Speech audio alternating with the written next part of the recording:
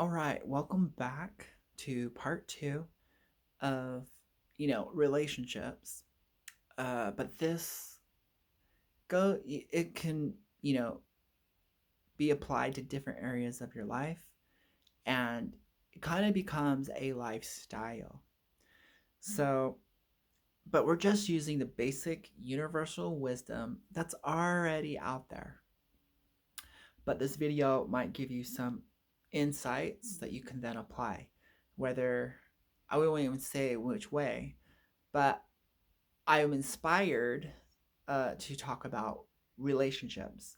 And I'm thinking a one on one relationship. Like, how do I make my relationship with my partner spiritual? Or how do I find a spiritual partner?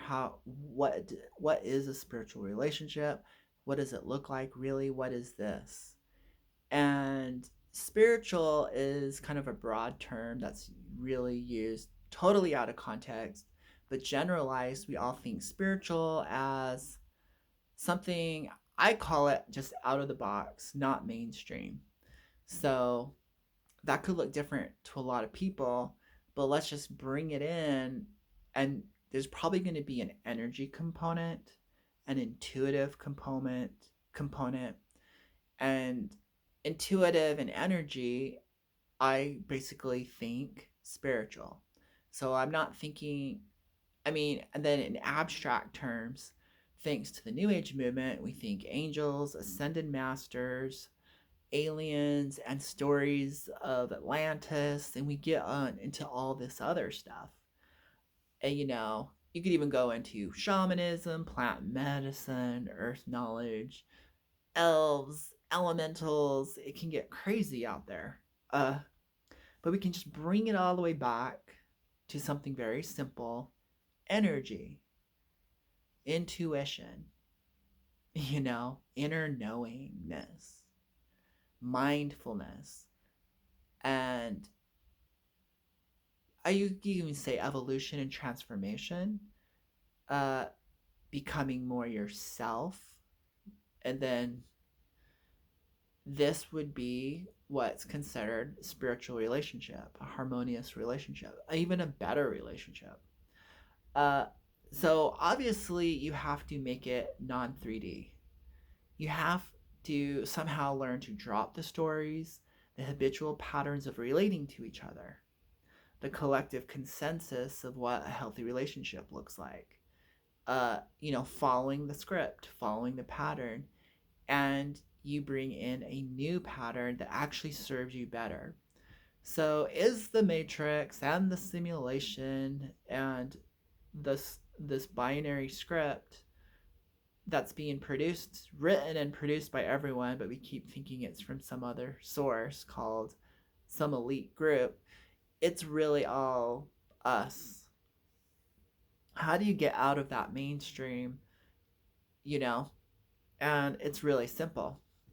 But anyways, remember in the first video, we started realizing the lower chakras,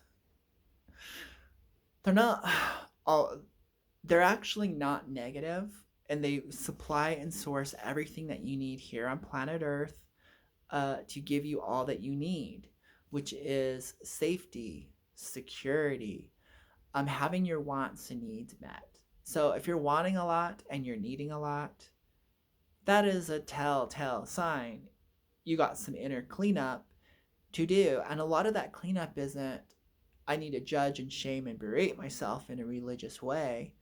It's, no, I really need to figure out how to get my needs met, not through my partner, but how do I do it myself?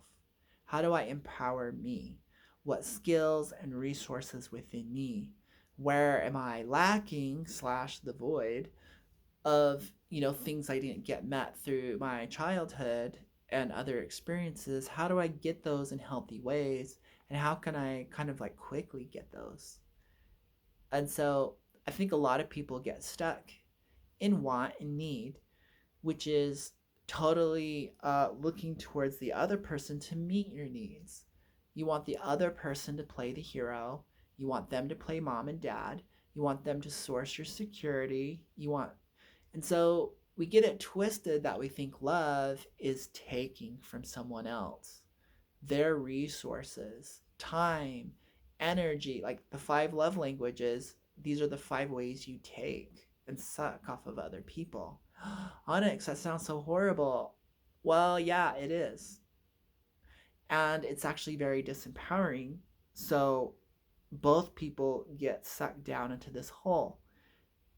I mean, that's what I learned when I sat with it.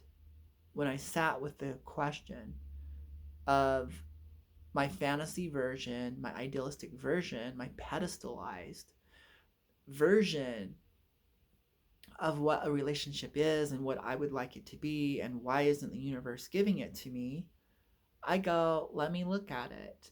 And then I found out. I'm like, it's twisted in my head that why should someone pay my bills? Why should someone buy me stuff?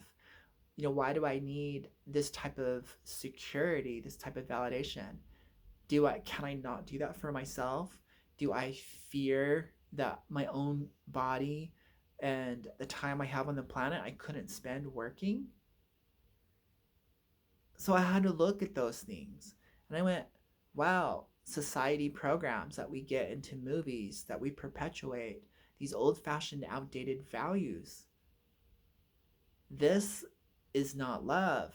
This is horrible.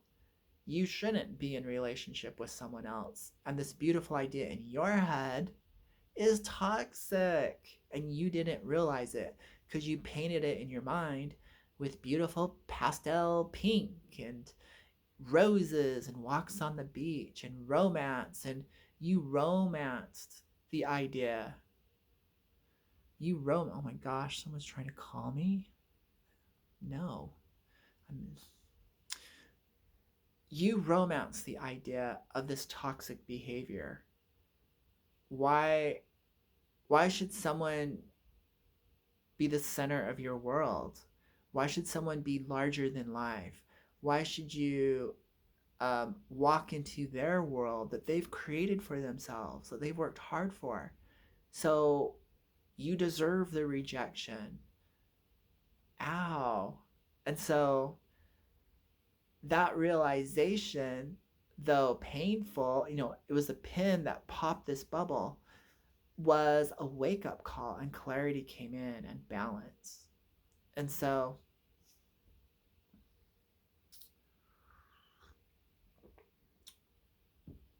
my gosh. And so I was like, where did that dream come from?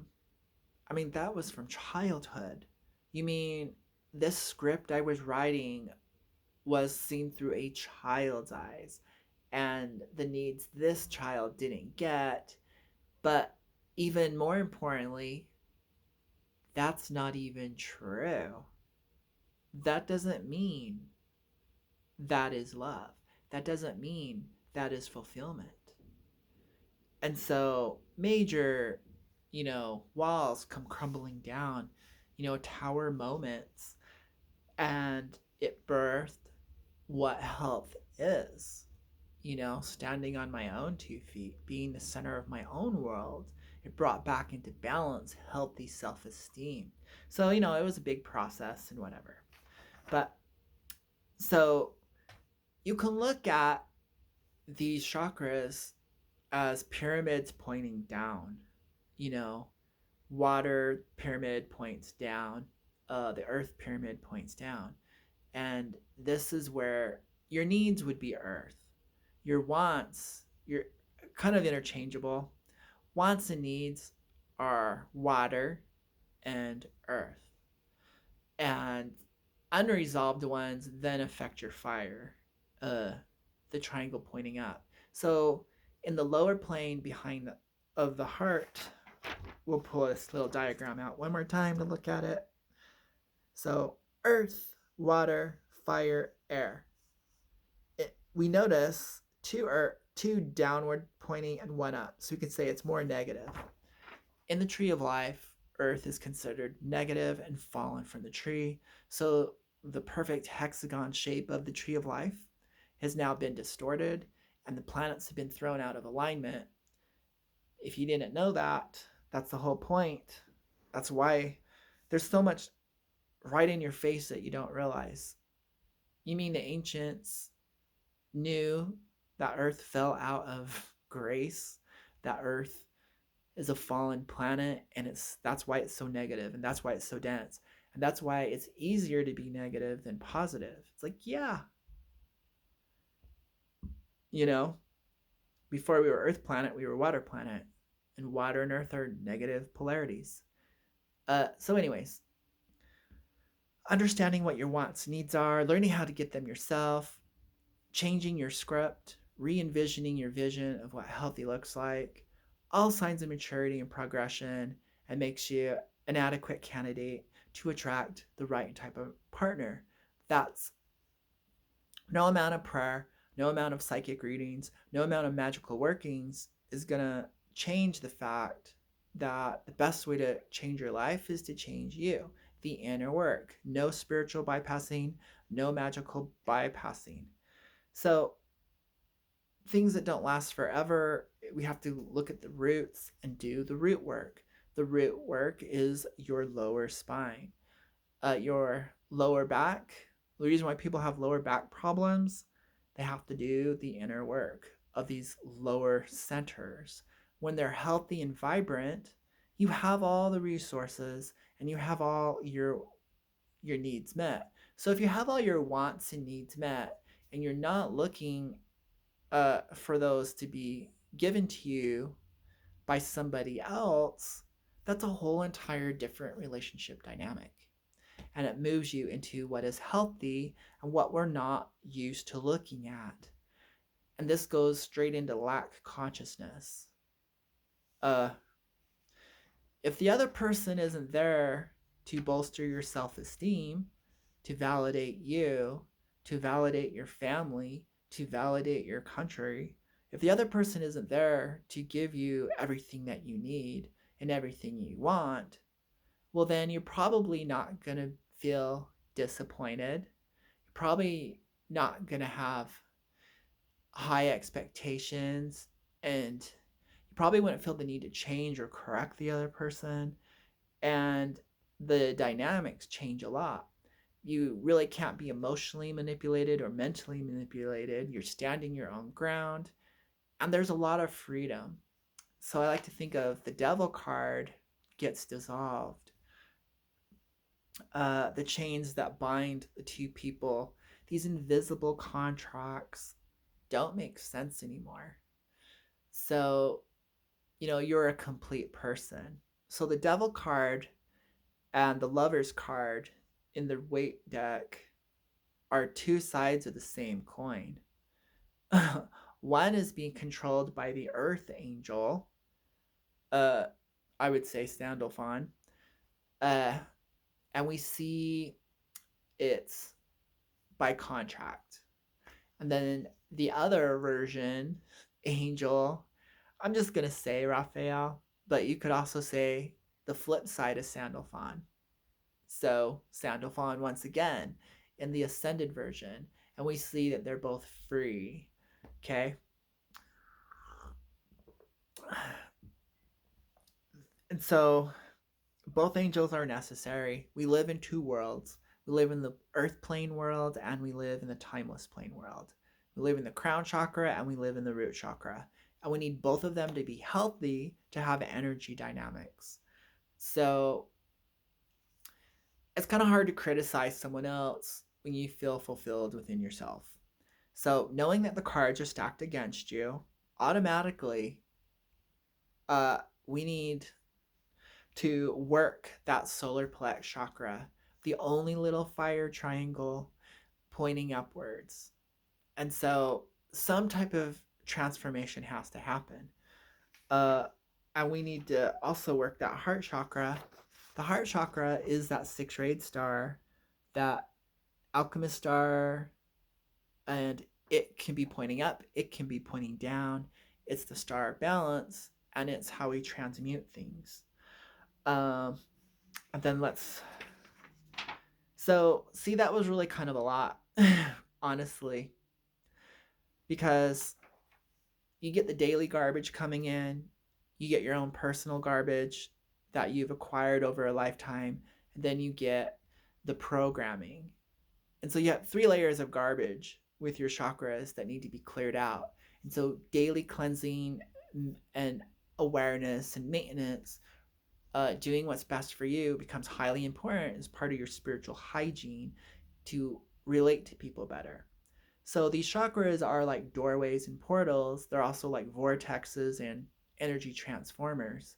And if you start paying attention, you know where people are locking in, you know where your connection is, whether it's positive or negative.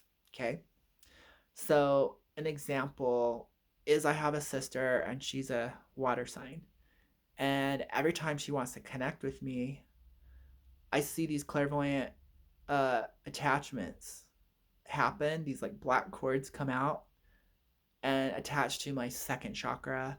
Then physically, it feels like a little suction cup has been attached to the surface of my skin about an inch deep. And then I can feel a stirring in my lower belly. And then I might get a text from her and she'll say something or whatever. And so I can kind of get like a 3-second glimpse of the energetic dynamics happening before the physical exchanges happen. And I don't want to connect on that level with her. One, it's a black cord. And so it's like I don't want to commune like that. And so if you pay attention to how you're connecting with people, you may or may not see or feel cords, but I definitely see and feel cords. So that's one reason why I work with the chakra system, is because it's very valid in my reality, in my experience. And so I'm like, and she's a big complainer. She's whining all the time. She's physically ill, and it's the story of her life. And so she's on the downward triangle. She's in negativity, not just because she's a water sign, but just because those are the programs running her life. You have to do the inner work. No amount of prayer and devotion to a deity is going to stop them from allowing you to heal and help yourself. You're born an individual, so obviously you can help yourself. There's plenty of resources, there's counselors, there's books, there's people you can talk to realize there's no room to play the victim anymore. And you can start really helping yourself out. And then also just time. Instead of loading up on anime and videos and Netflix and entertainment and crisis, outward crises, overworking, instead of doing all this stuff to avoid being with you, be with you. So become your own best friend, which is third chakra. Really value yourself, third chakra. And then it really opens up the love. So I've noticed that a lot of people have a mixed bag of beliefs that they don't really check at the door. You know, she would really like to be in a loving spiritual relationship. Yet she says all these horrible things about men as side comments. Then she justifies it saying, well, I'm a loving person. And I've noticed there's a lot of this, a lot of shade towards other genders and ages and races. And we always excuse ourselves. We always think we're right. We understand ourselves so much better, so we know the level of sincerity we put behind that statement. Like, oh, I really love everyone, but men suck. Uh, but that's okay because I said it, because I'm a good person. So it doesn't carry the same weight. I didn't mean it like in a negative way. I'm like, you said it. You mean it. That stuff's in you. So you got some clearing out to do. You can't harbor ill will and resentment towards other people that you would like to attract into your life, because you have a knife behind your back. You know, a warm, loving embrace with one arm and a knife in the other one. So you're vibing dangerous. You're vibing not well. And so, do we really know what the left hand is doing? we're paying attention to the right, but we forget and not pay attention to the left. So you could say the shadow hand, the darker aspects of the material that's unconscious to us, so that we've allowed to go unconscious, that we've minimized, uh, we minimize and discount, ignore, and deflect this whole other energy that we're playing in that's toxic, you know? Uh, and so the mindfulness part of what we say becomes really important. And it reveals stuff that you're holding in your lower chakras. And so what's needed is these upper chakras to be working and the energy to be coming down to the heart and really open. So the energy circuit needs to go from above to below and from below to above. There's a transformation and transmutation of these energies, and the chakras do that.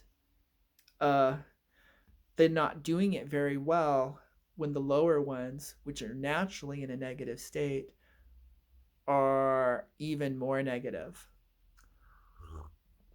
Or you're just living and focusing there.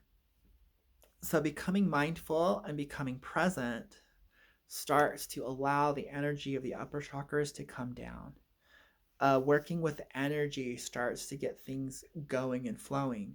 But then we really need to take accountability. When I think account, I think of an accountant, uh, monitoring, looking at everything, and then everything gets totaled to a bottom line.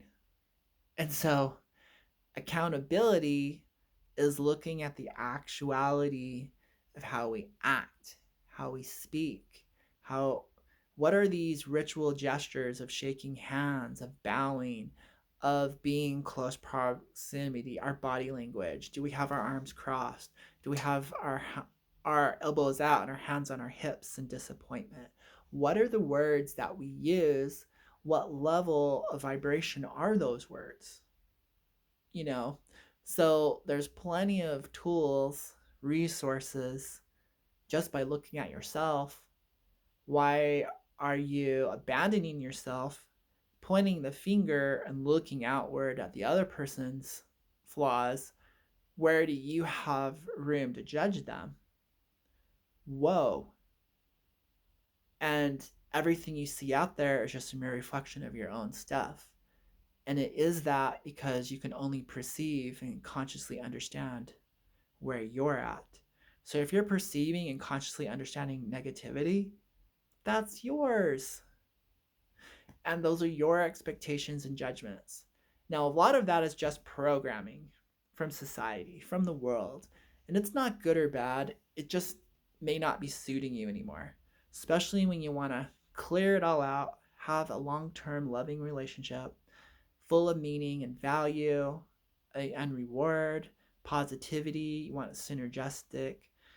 And so we have to really, so it's like at the throat, which is kind of the weak point of the human anatomy.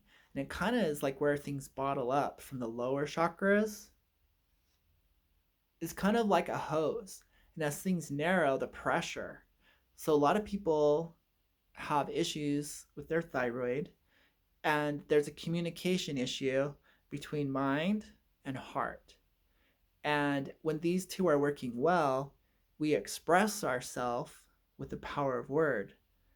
And words create, and mirrored down, we get that second chakra where we create where we reproduce life forms. We also then reproduce karmic situations through the power of word and vibration.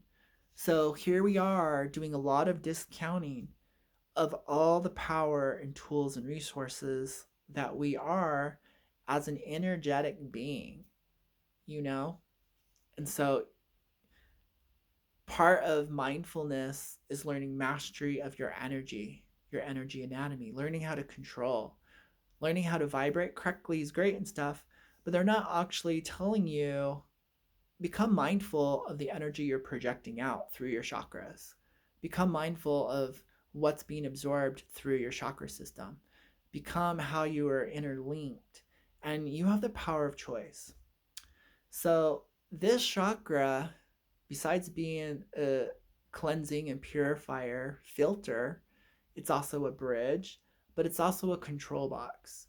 When you look at people who are very controlled by this system, their head is tilted forward, weighed down with linear thinking, and the chakra is blocked. But also, what's opened up is the back part, subconscious part of their brain, and they're being mind controlled. And so when you think about slave mentality or monsters, like zombies and undead type creatures, things that were once human and alive, now they're gray and black and white. We see people hunched over at computers. We see people overthinking, being weighed down by their thoughts of the past, their grief, the lower chakras, everything's getting crunched. And your posture is reflecting what's going on in your energetic field. I like to call it your energy anatomy. So you can work outward in, as above, so below, as within, so without. Do some yoga, correct your posture, starts correcting your, and then you can work the as within. You can start feeling and thinking, visualizing all that good stuff, an inner image of yourself that's positive, an inner image of yourself that's fulfilled. You know, living in an unfulfilled state for so long, going with the flow of the program for so long has divided yourself so far, you don't know who you are anymore. So, a quick, simple cure is a light meditation of feeling grounded, centered, and aligned. Being present here in the now automatically starts to align everything. Being present in the now starts opening up your crown, starts making you mindful. You're letting needless thoughts go, being more present. Healing response automatically turns on. Things start to automatically just correct themselves. And now you've created a safe place within you, and you come back to yourself, and it's like a zipper, and the two sides are being zipped up, and now it's working for you. So mindfulness becomes super important. The third eye is like a governing commander-in-chief over everything below it.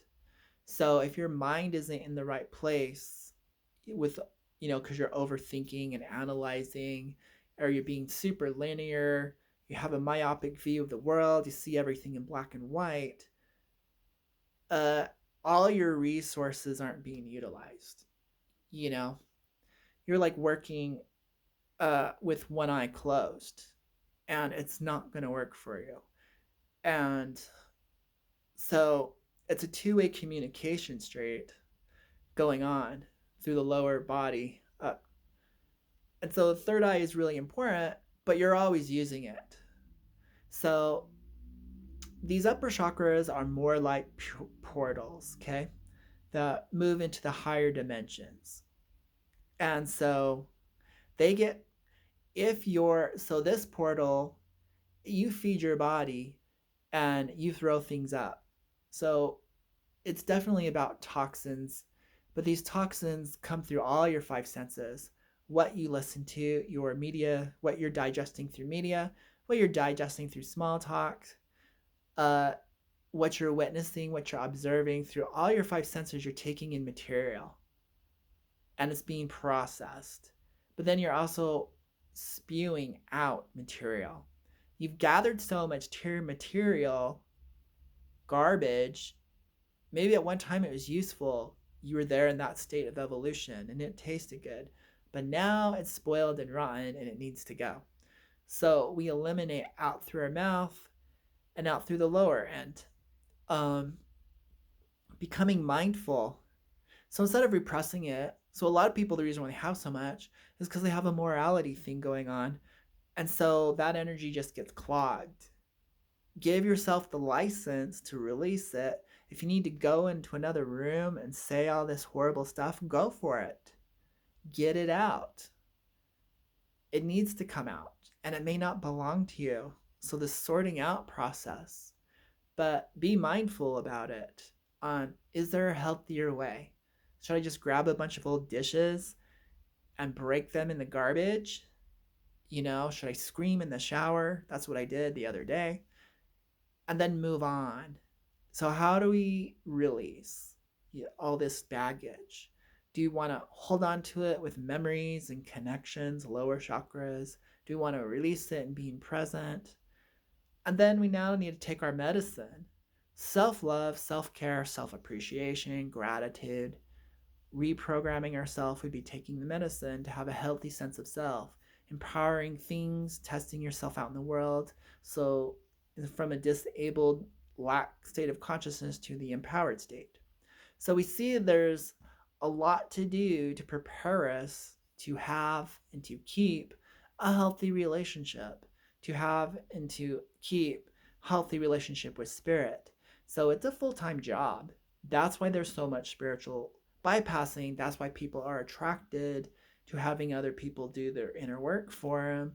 That's why they're attracted to miracles and angels and aliens. No one's coming to save you, humanity. You have to save yourselves, and you made the mess yourself. So smart aliens are like, you messed up the playroom. Now, as punishment, you have to clean it up. You let your brother mess up the whole playroom. It's not my fault that you have to clean it up. And it just so happens that he's not good at cleaning up. He's good at making messes. So it's twice the work for you. That makes sense from the adult perspective. So, what stage of life are you in? What state are you in? So, you might be at a high state, but a very low stage of life. So, the maturing process is also reflected in the chakra system. By the time you hit midlife, your heart chakra should be working pretty well, even your third eye, because death is at the crown. Goodbye, world. Been there, done that, seen it all, got all my lessons.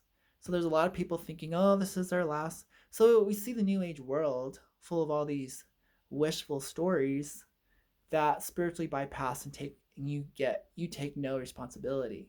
They say a lot of nice things about you, but there's no evidence. The evidence would be your life. The evidence would be how you are.